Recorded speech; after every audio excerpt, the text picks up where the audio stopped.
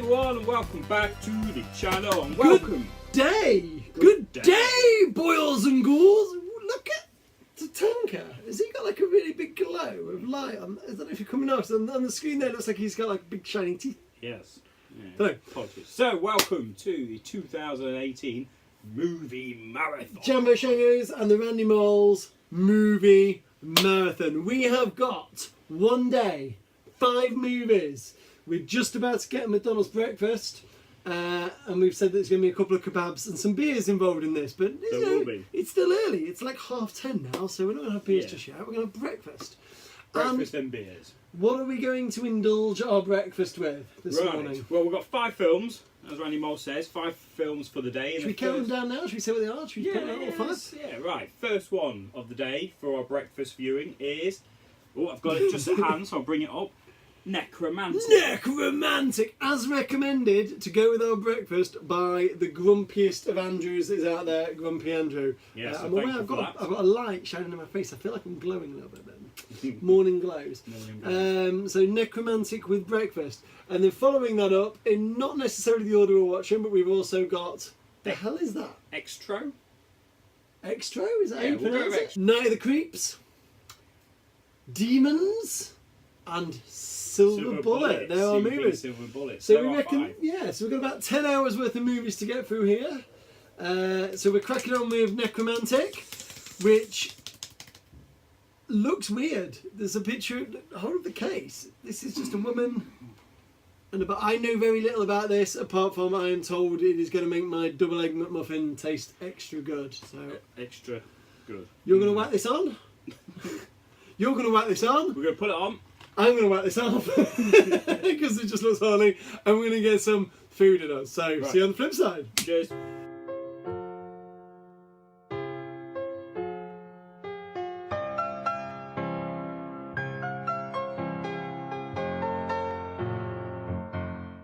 Hey everyone, and welcome back. So, we have just finished the first movie in today's movie marathon, and the first movie was the 1987 German movie Nekromantik. Nekromantik? Was this a movie? What the fuck was this? I'm feeling aroused. I'm just gonna go with that. This was well, get the knives away from you then if you're feeling aroused. For people who haven't seen this, all of our film discussions today are going to be spoilerific.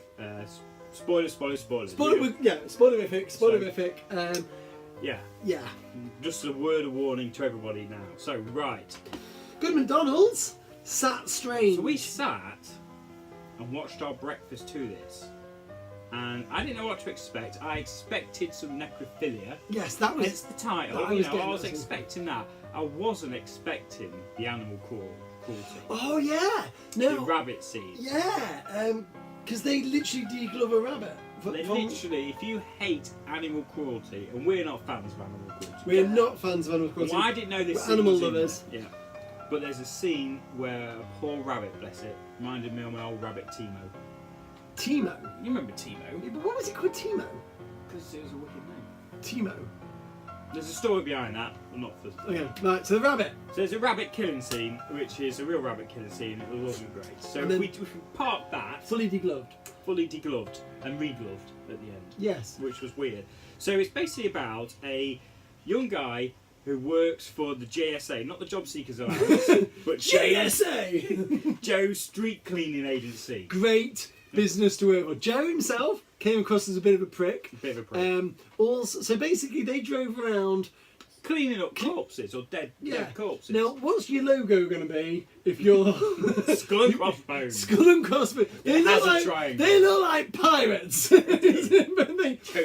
they went around there scooping up the roadkill after traffic. Someone's got to do it. Would you say the storyline? The opening was basically a car scene where a couple are lost and they're in a car accident. They're killed. The JSA, Joe Street Cleaning, and the effects of these death scenes were terrible. I mean, terribly entertaining. Really awful. But then there was when she was in the woman in the ground was quite good. Yeah, maybe I'm getting ahead of myself here, but It was shit quality, but it was fun quality. Yeah. In the sense that I thought the woman in the hole, the bit where she's severed. Oh no, actually, no, do you know what? So when I say woman in a hole, it's because she's that was good. Yeah, It's yeah. severed and they pick up her guts and they pull it. But all of that is like a background story. Yeah, nothing to do. That was kind of your average 80s, kind of low budget, average 80s gore effects to it. To the main story. The main protagonist, Rob, he works for the I GSA. had no idea what his name was. I've just looked on the back. Oh. He basically takes work home with him. And what I mean by He does. He literally puts in the extra hours he here. does. He's like model employee. To Betty's Is that girlfriend. Betty? Yeah, I got her name. Betty. So So he starts bringing home to start what with. does he bring home? To begin with, he brings organs. And he has Jars. a collection of jars of organs. So I think he brought home, firstly, you see eyeballs. I want to say a heart. And I would say these are actual animal. Oh, they were real. bulbs and They were hearts. definitely animal organs. Yeah. And then there's a scene where a bloke is admiring his gun while there's another guy picking apples in his garden. Laughable. And Laughable and quality. this guy's sat there with his beer and his gun, and he's following this pigeon, and he shoots the pigeon, but clips this poor bloke picking apples in his garden.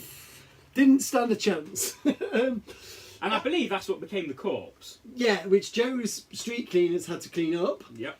and he was stolen by Rob, Rob who took it home. took it to the next level of his organ collecting, so takes home this corpse. I mean, by the time he takes this corpse home, it is rotten. And There him is and Betty, no flesh. So him and Betty, what they thought they is like it. they bring, we'll call him Bones. Rob and Betty bring Bones into their sex life. Now, they basically have 3 ways with this body.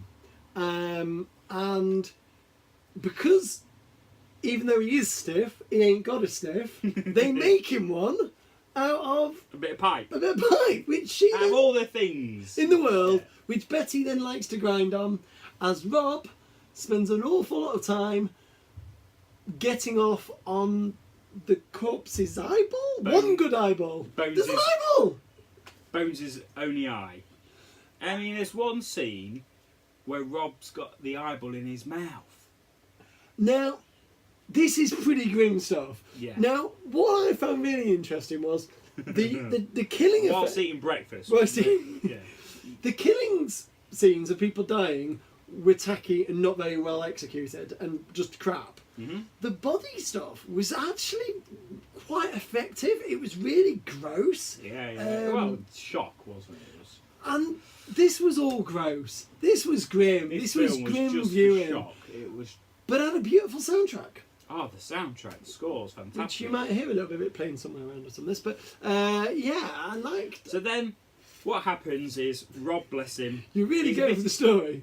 Oh yeah, You're spending there more is a time on story this. You're behind spending it. more time on the Rob story gets than they fired. did. Rob gets fired from his job at the JSA. Not for stealing bodies, but for not washing his uniform. Yeah, because he stunk. He got fired for being a stinky. These bastard. guys would stink. Yeah, well, they would do, wouldn't they? Rob was a Anyway, bit weird. So Rob gets fired, and Betty leaves him. Yeah, she's a And bit of then- no hope, and she takes the body with him. She takes Bones with him because she enjoys Bones. She was falling Can we for pause Bones. on Betty for a minute? Right, in my mind, I think Rob, what a weirdo, stealing this body's licks eyeball. Betty, because she was kind of cute, I'm willing to let it slide. But 'Cause when you think about it, Betty's the one who enjoyed Bones more than Rob. Betty was cute. Betty, I liked She was Betty. hairy. The most horrifying thing about any of this was the fact that German women in the 80s needed to get some iMac. Is that what they called it? EMAC? The lady shave. She was hairy. There was hair under the armpits. There was hair on the legs. I didn't see any hair on the nipples, but we did see some. Yeah, she needed to get that stuff right. That was more off-putting to me. That put me off my breakfast more. Was the amount of hair on Betty. Yeah, she was quite hairy. But then Betty left with Bones. Betty and Bones ran off, And then Rob just kind of takes a downward spiral. Yeah, do you know when you start on a high as a necrophiliac, you got places There's to a drop the scene with a to. cat where a cat and a bath, and Rob gets off on the cat slaughtered above him, kind of like Hostel 2, where they slaughtered that woman. I really like Hostel 2. I think Hostel 2 is better than Hostel 1. I think Hostel 2 is my favourite of the Touch one. So he's kind of trying to feed his infatuation of death and sex. And then he watches a lot of horror movies. Watches a lot of horror, goes to the cinema, watches horror. He seems to not like that. Then he gets a prostitute, and he cannot, shall we say, perform while she's alive. So he laughs at him. Yeah, he can't get it up. He strangles her, and then does his deed. Gets it up. And then the crypt keeper arrives, and Rob slices his head off with a spade. It gives you bad taste effect of. It was fun, that scene. And then really, Rob, right at the end, decides that Enough's enough. Enough's enough. He misses Betty, so Rob decides to take his own life. And right, so this scene now, Rob takes his life while stabbing himself, and I'll let you go with it. while stabbing himself, releasing himself. That's all I'm going to say. And then he dies. And then the end scene, which we both called, was as the camera pans out of his grave, you see a shovel and Betty's high heel starts to dig him up. So, that was the 72 minutes or 71 minutes of the 1987 Necrophiliac. Necromantic. In many ways, I enjoyed Talking about it, enjoyed it. We spent a lot of time not paying that much attention to the film. There was not a lot in here to hold your attention apart from shock factor. And oddly, it wasn't that shocking. It was more like, what? But it wasn't. To be honest, I was expecting more of the Betty and Bones stuff. It was just... Maybe that's in the sequel, I don't know. Yeah. But it did feel that the focusing on the guy took the male gaze away from it, so you kind of were like a bit like, I don't get what I'm supposed to be excited for here. It's not. I mean, I'm glad I've seen it. Yeah, I don't think I'll watch it again. No. But I'm not put off watching the sequel either. I will watch this. Well, next year, next 2019. Good decomposing body effects. Some really nasty, gruesome. One particularly quite well done. You've got it sex scene, although there was some romanticising of it which didn't quite work. Yeah. Lovely score. Bizarre the way that they kept throwing animal cruelty in there, sort of along with human cruelty to try and obviously make you go, oh, this is grosser than it actually is. They could have done without the animal cruelty, but... I mean, in many ways, yeah. It's got an infamous kind of... the idea is probably worse than what it actually is. But I'm going to throw this out here. Ignore the animal cruelty bit. Blech, horrible. I thought it was quite tame. It was tamer than what I expected. I expected this to be... What the hell are you watching on the internet?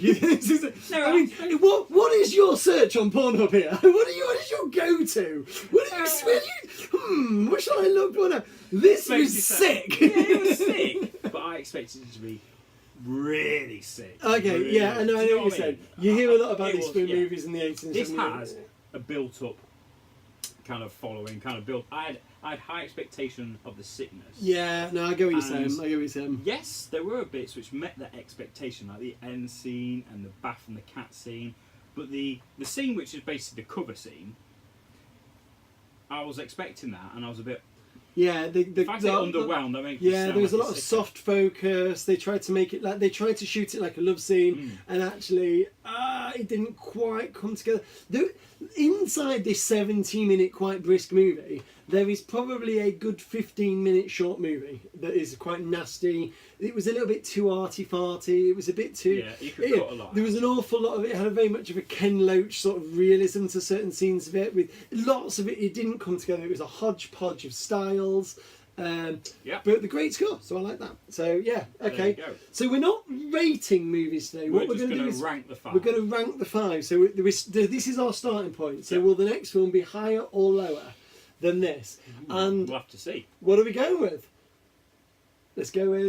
We're going with Xtro Xtro. Xtro Xtro.